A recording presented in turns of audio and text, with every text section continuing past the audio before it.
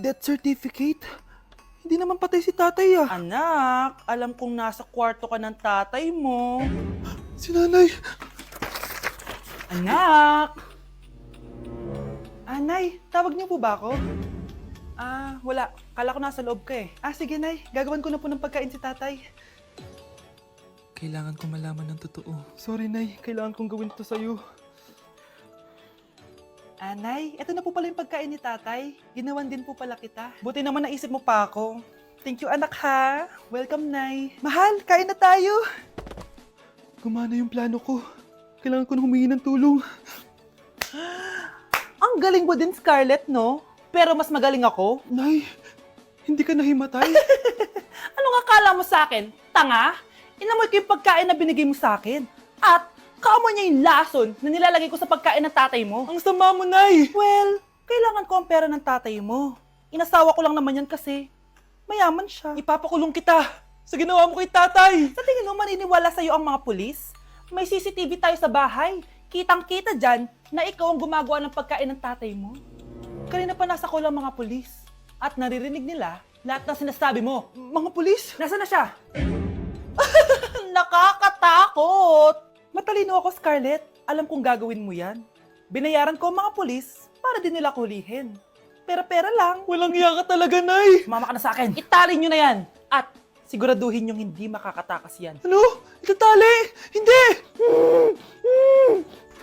Shh, Scarlett. Itatakas kita, ha? Alam ko lahat ng baho ng nanay mo. Tita, Scarlett, may kausap ka ba? nandiyan na si nanay. Bilisan mo! Paparating na siya. Bibilisan ko na. Honey, happy birthday. A day in my life as... Ano ba special sa akin? Guri-guring-guri. Kura-guring-gura. Game 1. Bawal ang malapit na ma-dropout sa school. Di ako yun ha. So for today's agenda, may pupuntahan tayo. So secret muna. Pero sasabihin ko na. Ano ba talaga?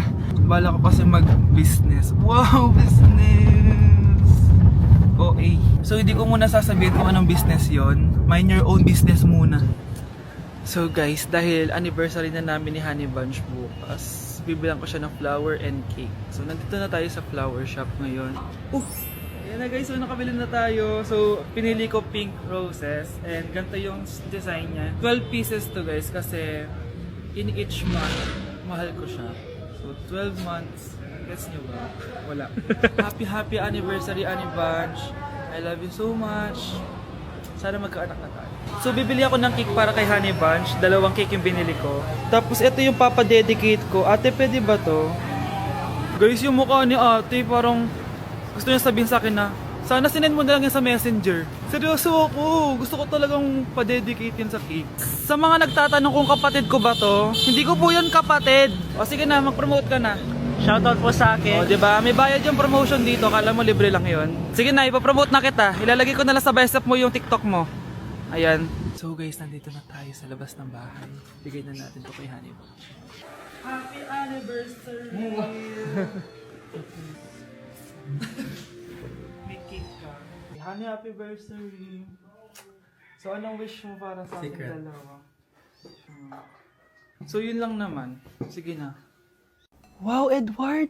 Ang ganda naman ng bahay mo. Simula ngayon, Scarlett. Dito ka natitira, ha? Masanay ka na. Matanong ko lang, bakit pala gusto mo akong panagutan? Di ba iniwan mo na ako? Scarlett, hindi naman talaga kita iniwan. Alam mong, kinailangan ko lang sumama ng matagal sa ibang bansa. Kasama yung mga magulang ko. Ang importante, nandito na ako, Scarlett. Bubuo na tayo ng pamilya. Ang sarap naman pakinggan nun. Oh, Scarlett, bakit? Ang sakit ng tiyan ko! Ha? Teka lang, tatawag ako ng nurse, ha? Diyan ka lang. Edward. Buti na lang dumating ka, tita. Ako, Edward, salamat sa pera, ha? Makakasiguro kang kay Scarlett Lato mapupunta. Bakit nandito yung babaeng yan, ha? Paalisin niyo yan! Ha? Anong nangyayari? Scarlett? Anak, di mo ba kilala? Nanay mo ko. Hayaan mo, baka dala lang ng pagbubuntis niya. Tawag lang po ako ng nurse, ha? Scarlett, dyan ka lang, ha? Edward, wag mo akong iwan, please! Wag mo akong iwan dito sa babaeng to! Akala mo ba makakatakas ka sa akin? Binigyan ako ng malaking pera ni Edward, oh. Nakuha ko ng gusto ko. Ngayon, pwede ka na mawala. Nay, wag po, please. Scarlett, pigilan niyo babae niyan! Brianna? Tita, anong ginagawa niyo kay Scarlett, ha? Wala. Ina-adjust ko lang yung unan niya. Napakasama mo, tita. Sariling anak mo, papatayin mo. May ipapakulong ako dito. Ano? Kulong? Edward, nakatakas siya. Scarlett, hayaan mo na siya. Hindi ka na niya pwedeng saktan, ha? Paano yung pera? Buti na nakatakas ako. At least may cheque naman ako. Nasaan na yun? Nasaan na yung cheque? Ito, naiwan niya. Thank you, Edward. Masaya ako para sa inyo, ate. Scarlett, Brianna, hanggat nandito ako, poprotektahan ko kayong dalawa. Ikinalulungkot ko pero hindi na siya makakita. Masyado nang malala ang damage sa mata niya. Mahal, hindi tayo susuko ha? Gagaling ka. Mahal, huwag ka na magpa-stress. Ginawa naman natin lahat, di ba? Mahal, magpahinga ka muna dito ha? Maluto lang ako ng pagkain. Hi, Ramon. Rosa, bakit nandito ka? Balita ko, wala nang pag-asang makakita yung asawa mo. Ibig sabihin, magagawa na natin lahat ng gusto natin. Shh! Huwag kang maingay. Masisira plano natin. Sinasabi ko na nga ba, may pinaplano kay ni Rosa. Mahal, kain ka na nito paborito mo. At talagang hinahayaan mo lang dito si Rosa, ha? Ano ba?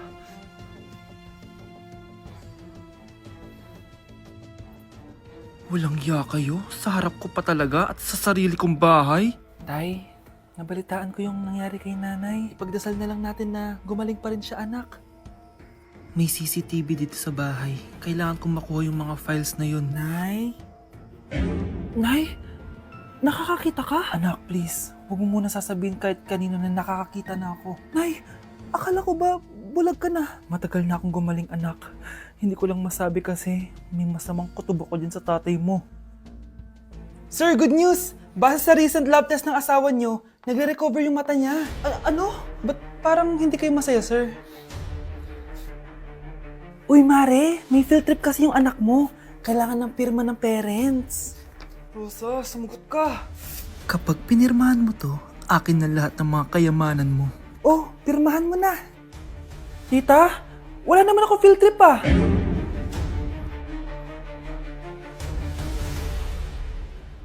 Wow! Gising na siya! Ang pala mo nandito sa bahay. Nay, wag ganyan please. Alam mo, bilib din ako sa'yo eh. Wala na nga tayong makain, nagpabuntis ka pa. Buti pa yung anak ni Rosa, pag-aaral ay natupag. Nakakawalang gana! Yan, umalis ka! Diyan ka magaling!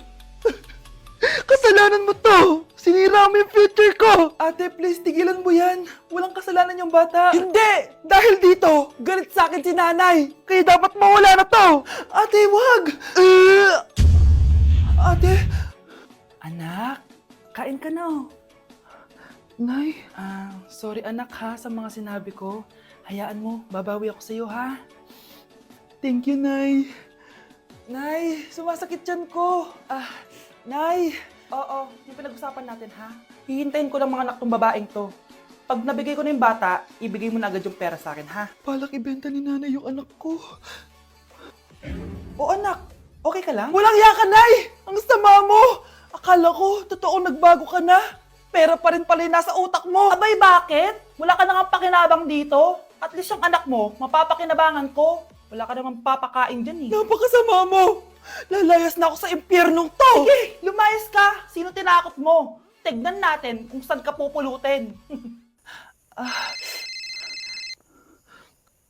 Hello, Bes. Hello, Bes! Kilala mo ba si Edward? Oo, Bes. Siya yung ama ng dinadala ko. Mayaman pala sila, Bes. Gusto kanyang makita kasi gusto niyang panagutan yung baby mo. Talaga? Oo, Bes! Ito na yun, Bes. Bes, hindi mo na kailangan magtiis na nanay mo. Hindi pwedeng anak ko lang ang makikinabang sa yaman ng lalaking yun. Dapat ako din. Ganda nito, oh. Sana maging successful yung pagbebenta ko ng damit noon, ha? Mahal, ang dami nating ibebenta mamaya. Manifest natin na makabenta kayo, Nay, para makaahon na tayo sa kahirapan. Hindi ako makapaniwalang nabili ko na yung pangarap kong tig 200,000 na relo. Wow, ang ganda niyan, Tay. Anak, tignan mo to binili sa akin ng tatay mo. Diba ang ganda? Hala, di ba mahal yan, Nay? Mas mahal pa to sa bahay ng kapitbahay natin, no? Magbebenta ulit kami mamaya para mas marami tayong pera. Anak, binilang kita ng kotse. Gamitin mo to pag pupunta ka ng school, ha? Ha? Tay, di ko naman po kailangan ng kotse. Kaya ko naman po mag-commute. Gumastos pa tuloy kayo. Dami mo naman sinasabi, anak. Sige na, puntahan mo na sa labas. Wow! May sarili na ako sasakyan. Wow, ang ganda naman ng bagong kotse mo, Scarlett. Ay, salamat po. Hindi ka ba nagtataka, Scarlett, kung bakit ang bilis niyong yumaman? Galing yun sa pagbebenta ng damit nila nanay. Ang dami na nga nilang mamahaling gamit ngayon eh. Sure ka ba? Na damit lang ang tinitinda nila? Nay, bumabagabag talaga sa isip ko kung bakit ang bilis nating yumaman. Ano ba talaga binibenta niyo ni tatay? Ano ka ba anak? Malaki talagang kita sa pagbebenta ng damit. Pero nay... Wala nang pero-pero. Hindi ka ba masaya anak? Na mayaman na tayo? Na nabibili natin lahat ng gusto natin? Sige na, mag-aayos pa ako ng benta ko. Mahal, nakauwi ka na ba?